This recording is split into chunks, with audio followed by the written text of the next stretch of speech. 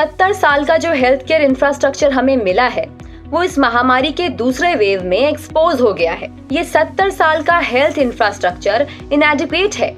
ऐसा हमारा नहीं, ऐसा ऑनरेबल सुप्रीम कोर्ट का कहना है। अब एक बार पिछले 7 साल में जो इंफ्रास्ट्रक्चर तैयार हुआ है उस पर नजर डालते हैं।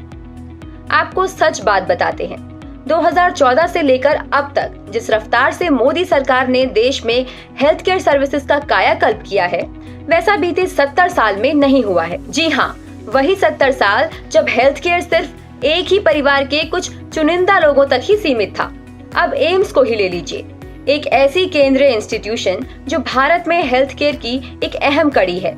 सिर्फ भविष्य में बेहतरीन डॉक्टर्स की शिक्षा और ट्रेनिंग ही नहीं, एम्स में होने वाला इलाज देश के बेस्ट हॉस्पिटल्स के बराबरी का होता है, कई बार तो उससे भी बेहतर। पहले जहां देश भर में इक्के दुक्के एम्स हॉस्पिटल्स थे, 2014 के बाद 22 नए एम्स को मान्यता मिली है। जी हाँ, 22।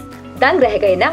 आगे सुनिए, इन 22 में से 6 ऐसे हैं जिनमें स्वास्थ्य सेवाएं पूरी तरह से शुरू हो गई हैं। 7 में ओपीडी यानी out patient consultations MBBS classes के साथ शुरू हो गई हैं और इसके अलावा 5 एम्स ऐसे हैं जहां MBBS क्लासेस शुरू हो गई हैं। और सबसे जबरदस्त बात, ये एम्स पहले की तरह वहां नहीं शुरू हुए हैं जहां हेल्थ केयर सर्विसेज पहले से ही अच्छी थी, बल्कि ऐसे रूरल एरियाज या ऐसे बैकवर्ड एरियाज में एस्टैब्लिश हुए हैं जहां स्वास्थ्य सेवाओं की हालत सबसे खराब थी।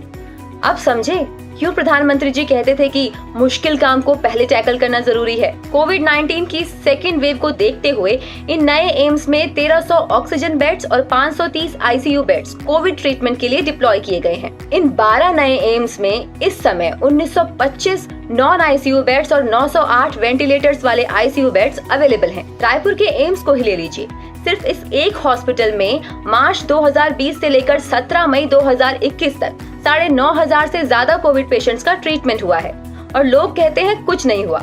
ऐसे कैसे? हाँ, एक और बात, ब्लैक फंगस नाम की जो ये नई बीमारी डॉक्टर्स की नजर में आ रही है, ये नए एम्स ना सिर्फ उससे लड़ने की तैयारी में जुट गए हैं बल्कि आसपास के हॉस्पिटल्स को भी इसकी जानकारी देकर तैयार करने में मदद कर रहे हैं। और आयुष्मान भारत को कैसे भूल सकते हैं ये एक्सपर्ट्स, एक ऐसी स्कीम जिससे सभी को, फिर चाहे वो गरीब हो या रूरल एरिया में रहता हो, फ्री क्वालिटी हेल्थ केयर का अवसर मिलता है।